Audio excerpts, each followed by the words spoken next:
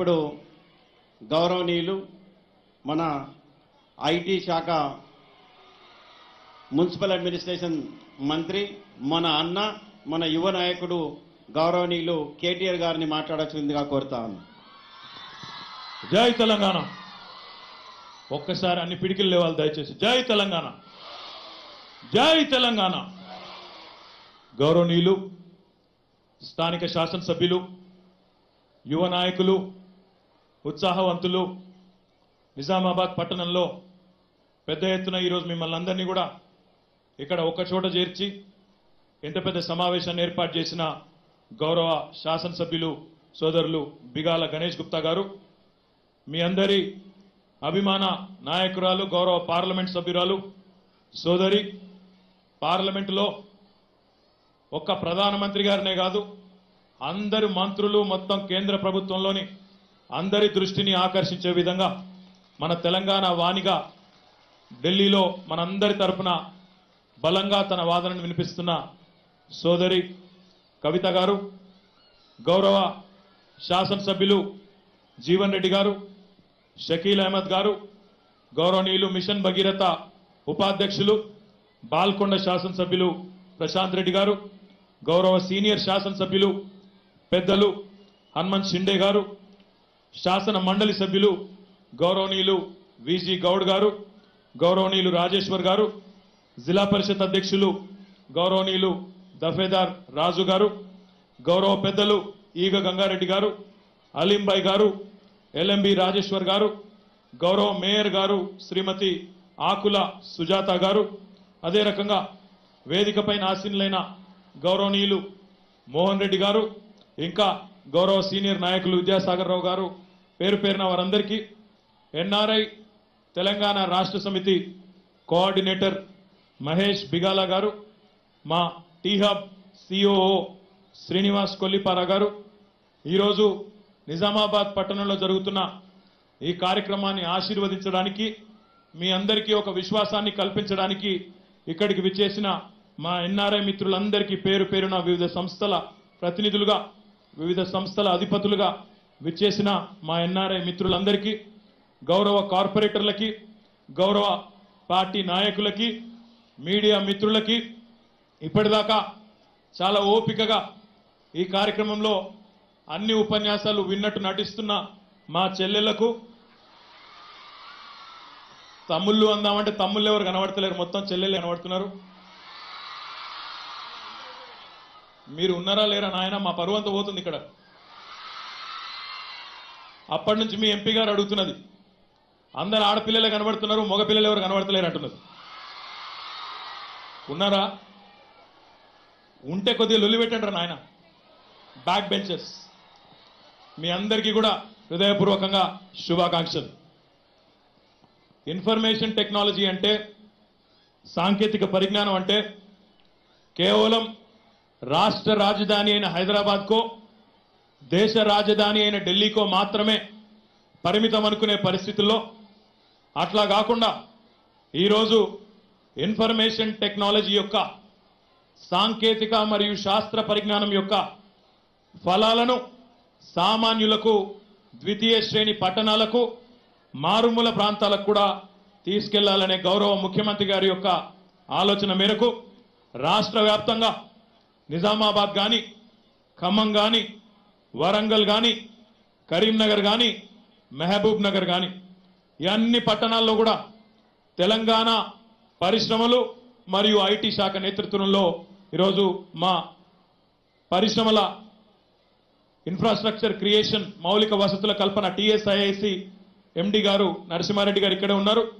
వారి ఆధ్వర్యంలో, అదే రకంగా మా డిపార్ట్మెంట్ యొక్క ఆధ్వర్యంలో రాష్ట్ర వ్యాప్తంగా అన్ని పట్టణాలకు కూడా ఆయా ప్రాంతాల్లో ఉండే యువకులకి, ఆయా ప్రాంతాల్లో ఉండే పిల్లలందరికీ కూడా ఉద్యోగ అవకాశాలు స్థానికంగానే కల్పించాలనే ఒక పెద్ద లక్ష్యంతో, ఒక సంకల్పంతో ముందుకు పోతా ఉన్నాం. ఈ సందర్భంగా నేను మీకు 2-3 విషయాలు విజ్ఞప్తి చేయదలుచుకున్నాను. ఒకటి, తెలంగాణ ఉద్యమానికే ప్రాతిపదిక, పునాది నీళ్లు, నిధులు, నియామకాలు. నీళ్ల విషయంలో ఏ డోకా లేకుండా, ఏ రెండో ఆలోచన లేకుండా అప్పుడెప్పుడో గౌరవనీయులు పెద్దలు మహానుభావులు దాశరథి గారు ఇదే నిజామాబాద్ జిల్లాలో ఇదే నిజామాబాద్ జైలు గోడల మీద నా తెలంగాణ కోటి రతనాల వీణ అని బొగ్గుతో రాసిన పరిస్థితి. మన ముఖ్యమంత్రి కేసీఆర్ గారు ఈరోజు నా తెలంగాణ కోటి రతనాల వీణ మాత్రమే కాదు, నా తెలంగాణ కోటి ఎకరాల మాగాన కూడా కావాలనే ఒక సంకల్పంతో అటు గోదావరి నీళ్లను గాని ఇటు కృష్ణా నీళ్లను గాని మన హక్కుగా మనకు రావాల్సిన ప్రతి నీటి బొట్టును ఒడిసి పట్టి కాళేశ్వరం గాని పాలమూరు ఎత్తిపోతల పథకం గాని సీతారామ ప్రాజెక్టు గాని ఇతర ప్రాజెక్టుల ద్వారా గాని ప్రతి నీటి బొట్టును మన బీడు భూములకు మళ్లించే ప్రయత్నం చేస్తా ఉన్నారు. దాంతో పాటు ఎవరు అడగకపోయినా ఎన్నికల్లో వాగ్దానం ఇవ్వకపోయినా ఆడకూతుర్ల కష్టం తెలిసిన మనసున్న నాయకుడు కాబట్టి మన ముఖ్యమంత్రి కేసీఆర్ గారు ఈరోజు ఏ ఆడకూతురు కూడా తెలంగాణలో బిందెలు కుండలు పట్టుకొని రోడ్డు మీదకి వచ్చే పరిస్థితి ఉండొద్దు అనే ఉద్దేశంతో మిషన్ భగీరథ అనే ఒక కార్యక్రమానికి శ్రీకారం చుట్టి రాబోయే దీపావళి కల్లా ఇంటింటికి మంచినీళ్ళు ఇస్తామనే ఒక కార్యక్రమాన్ని ప్రకటించిన విషయం కూడా మీకు తెలుసు. బహుశా దేశ చరిత్రలో ఏ ముఖ్యమంత్రి చెప్పని విధంగా ధైర్యంతో సాహసంతో ఇంటింటికి నీళ్ళిస్తా, నీళ్ళు ఇవ్వకపోతే ఓట్లు కూడా అడగననే ఏకైక నాయకుడు, అంత దమ్మున్న ఏకైక నాయకుడు మన ముఖ్యమంత్రి కేసీఆర్ గారు తప్ప ఎవరైనా ఉన్నారో మీరు ఆలోచన చేయాలి. అంటే ఇంటింటికి తాగునీరు, ప్రతి ఎకరానికి సాగునీరు అనే లక్ష్యంతో నీటి విషయంలో సంపూర్ణంగా న్యాయం చేసే ప్రయత్నం చేస్తా ఉన్నాం. నిధుల విషయానికి వస్తే గతంలో ఉమ్మడి ఆంధ్రప్రదేశ్లో ఉన్న పాపానికి తెలంగాణ నుంచి ఆదాయం వచ్చినా ఇక్కడ ఖర్చు మాత్రం ఇక్కడ పెట్టడం జరిగేది కాదు.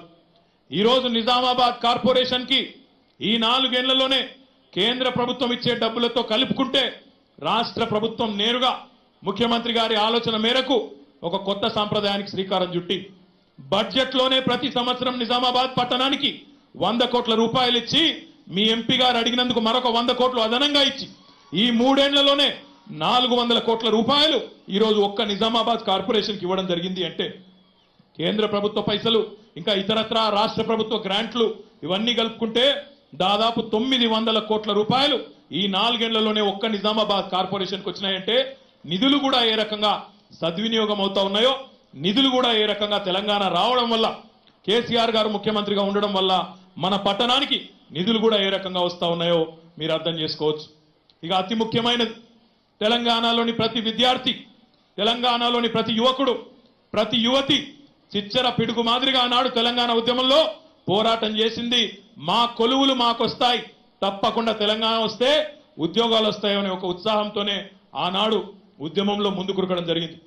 ఆ క్రమంలో ఈరోజు ఏ మాటనైతే ఇచ్చామో 1,12,000 ఉద్యోగాలు ఈ సంవత్సరం ఈ ప్రభుత్వం ఈ టర్మ్ లో పూర్తి చేస్తుంది, భర్తీ చేస్తుంది ఏ మాట అయితే చెప్పినామో దానికి అనుగుణంగా ఇప్పటికే టీఎస్పీఎస్సీ ద్వారా 46,000, సింగరేణి, పోలీస్ సంస్థ, ఆర్టీసీ, నిన్నగాక మొన్న మీరు చూస్తే పంచాయతీరాజ్ ద్వారా మొత్తంగా చూసినట్టయితే 1,12,000 కాదు, అనుకున్న దానికంటే ఇంకో 10-12,000 ఉద్యోగాలు ఎక్కువగానే ఇచ్చే సంకల్పంతో ముందుకు పోతున్నాం.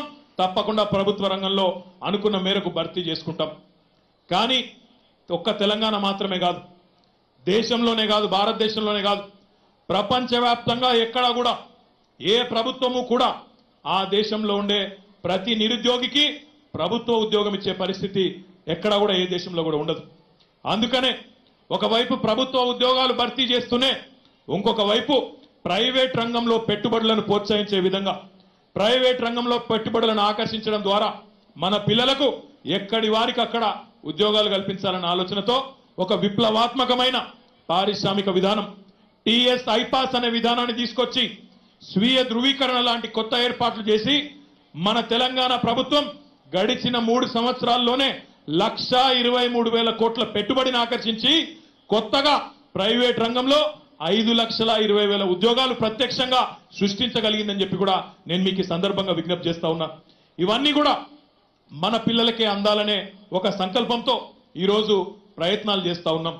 అందులో భాగంగానే ఈరోజు మన నిజామాబాద్లో గౌరవ శాసనసభ్యులు కానీ గౌరవ పార్లమెంట్ సభ్యురాలు కానీ వారిద్దరు కూడా ఇంతకుముందే చెప్పినట్టు ఒకప్పుడు ఐటీ ఉద్యోగం అంటే అయితే బెంగళూరు పోవాలి, లేదా హైదరాబాద్ పోవాలి, లేదా ఢిల్లీ పోవాలి, లేదా ఇంకో కాడికి పోవాలనే పరిస్థితి. కానీ ఈరోజు తెలంగాణలో దానికి భిన్నమైన పరిస్థితి ఉన్నది.